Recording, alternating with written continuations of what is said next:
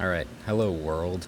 I'm going to talk to you today about atomic force microscopy, which is a commonly used nanoimaging technique, and it's awesome, so listen up. This is you, and imagine that you're standing at the base of a mountain range. You have an idea that there's some peaks, but you don't have a three-dimensional idea of where they all are and how high they are. So how could you figure this out?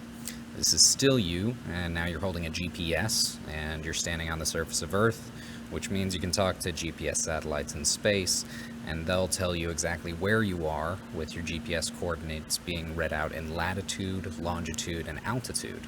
Now, if you walk in a pattern like this across the mountain range, recording your coordinates as you go, you could map all that information out.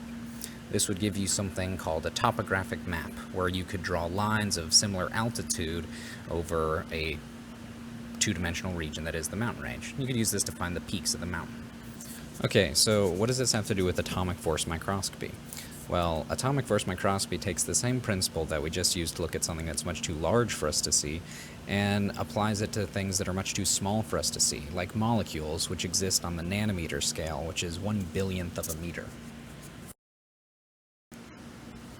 Now, when you hear atomic force microscopy, which people call AFM for short, you hear the word microscope, and you might think of something that looks like this, which you used in your high school biology class to look at a paramecium you found in some pond water.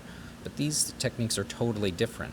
The best optical microscopes on the world are limited to a resolution of hundreds of nanometers, whereas an AFM can get resolutions well below 10 nanometers. And this is because they operate under a totally different principle. So how does an AFM actually work? Well, it uses a really sharp probe tip called a cantilever. How sharp is it? At the very tip, it's only a few atoms across.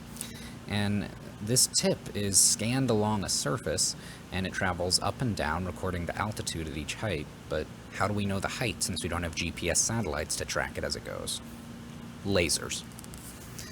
So a laser is bounced off the top of the tip and sent to a detector, which can tell where the laser lands. If the tip bends down, then it changes the angle at which the laser is deflected, and if it bends up, it also changes it. So this information can be recorded in a computer and used to map everything out later as flats, hills, and valleys. So when you walk along a mountain range, you don't actually hurt the mountain at all. It's pretty much just fine, and it doesn't matter that you're measuring it. But if you're using an AFM, the sample can actually be quite sensitive to the cantilever and can damage it, much like dragging a shovel behind you as you walk through the sand.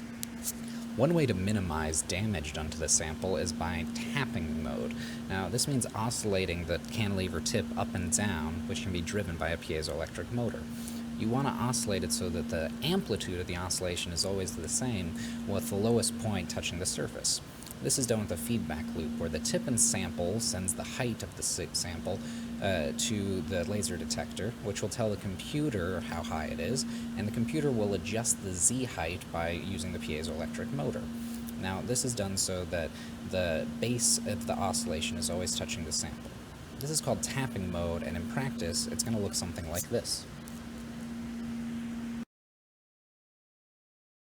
It's important to note that the cantilever never actually touches the surface of the sample. It just comes close enough that the repulsive forces push the tip away. And these forces are totally dependent on the chemical makeup of the sample you're measuring, so you have to review your chemistry before you make any conclusions about your measurements. One of the crowning achievements of AFM was the use of it to image a molecule called pentacene, which looks like this.